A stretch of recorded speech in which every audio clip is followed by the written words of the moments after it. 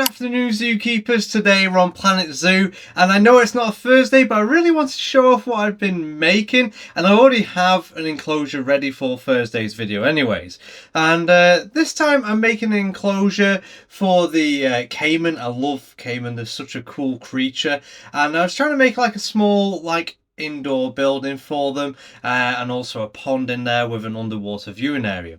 Right now you can see I've already started building it, and I actually got this idea from another content creator called Caitlin, and I'll probably tag her in the video or put a link in the video to the clip I saw. And they made a potting shed, and it had these angled windows which I really like the look of, and I thought that's how I'm going to make my indoor viewing area from the land for the Caiman. And I just went straight in there and made this. I did it quite a simple way really. I was going to do angled windows and stuff, but it didn't look the way I wanted it, or like it was quite a steep angle, but then I couldn't get the triangle right, so I kind of gave up and did it this sort of way where I put the sort of what do you call it, pre-built stuff in, so it just clicked into place.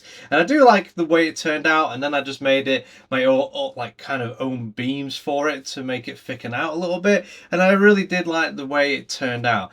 Now as you can see in this bit right now, I'm sort of stressing out. I'm like, why is this filling with water? Like, this is meant to be the guest area. How's the water going over the barrier when the water's sort of in line with it? I didn't realise that I had to have the barrier slightly higher than the water line, otherwise the water would just go straight through it. In the end, I did figure out I could celebrate.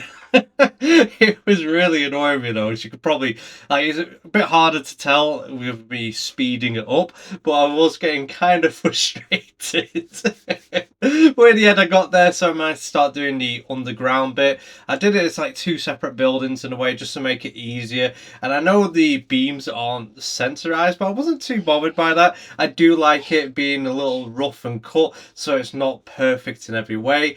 Sometimes I do like a perfect looking enclosure, a bit like the way I made my penguins enclosure, but this one I wanted it to look kind of sort of mix and match. So I'm going to go for like a tropical kind of swamp vibe anyways, so it's not going to be perfect as such.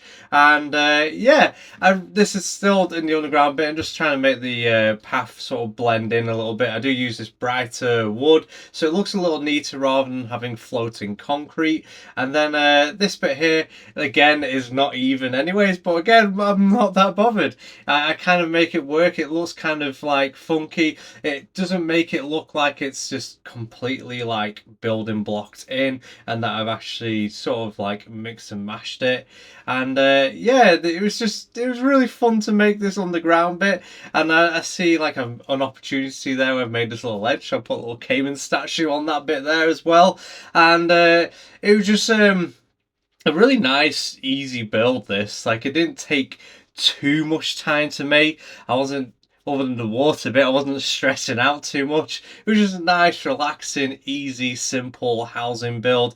I put the roof on just so it was there ready, and then I lifted it up so I could get in and see easier without having to have to be at a really weird angle. I got a Caiman in there so then I can cheat by knowing what plants it likes, and just when you click on the side on the different plants and the country or area it's from, and then I can just get to making what it's quite happy with. I don't really need to. I'm in sandbox. I could do whatever plant I want, to be honest, but I do like having it so it's kind of happy. I don't know why. I don't need to do it that way. I just end up doing it that way.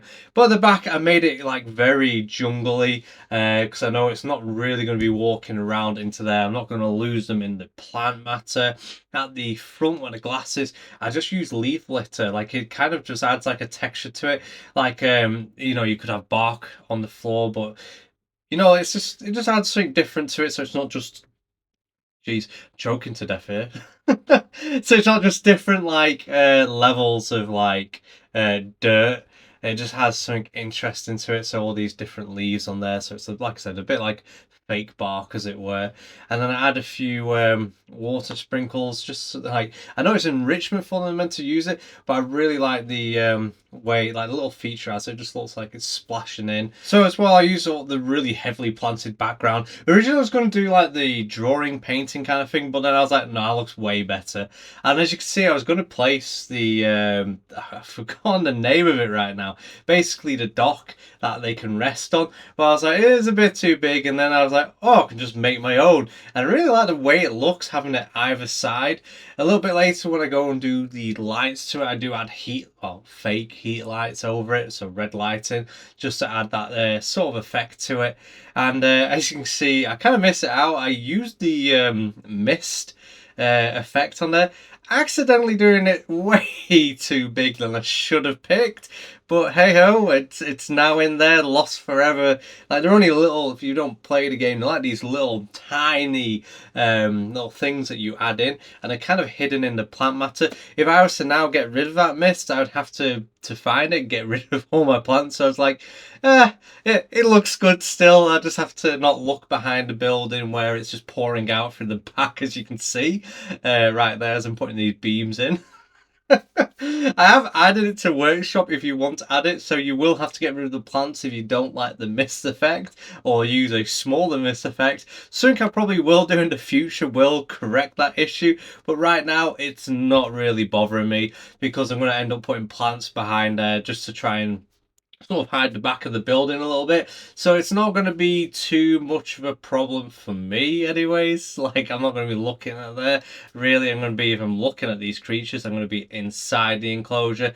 And really, this zoo isn't really a zoo, it's just a place where I'm just making different structures, different enclosures, and still getting grasp of the game. I did get it in January, and I feel like I'm getting a lot better from my first enclosures to a point. Like, there's some improvement here, but yeah, it's not really for me like a zoo.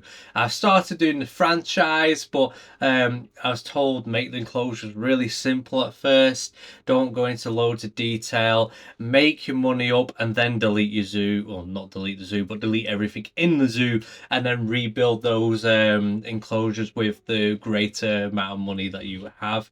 Right now I'm just doing a bit of an outside decoration just to sort of like add something extra to the building, so it's not just all plain wood, and there's something to look at. In the end, I do add a bit of dirt in front of it, making it look like people have sort of like trampled over it. There we go, adding the dirt. So they sort of trampled on the grass to get a better look at the plants. As well, I add an information board on the outside in the corner there, and you'll see it in a second.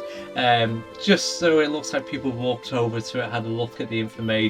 But other than the mist, I'm really happy with this build. I really like the aesthetic and the way it's turned out. And like I said, this was just a simple, quick build for me. And just to make something a little bit different to what I've been making recently. I'm still really terrible at doing like the groundwork. Like getting underneath here, I feel like this is the best one I've made yet, where it's like an underwater viewing area. Other ones I've made, or failed to make, should I say, have not been my greatest. But in the end, I'll probably get in the hang of it. But anyways, thank you for watching. I hope you've enjoyed this, and it may have given you a little inspiration with your builds. And let me know in the comments, did you enjoy this? Would you like me to build an enclosure for a particular animal in a very certain way? It'd be interesting to see what you guys would like to see me try and make anyways. I put the word try because some of my enclosures I don't actually end up showing because they end up being, well, either left half complete because I really didn't like the way it looked, or I just don't want to show them off because they are very plain, extremely plain and simple. But this one I really enjoyed. And anyways, again, thank you for watching. Until next time, I'll see you later.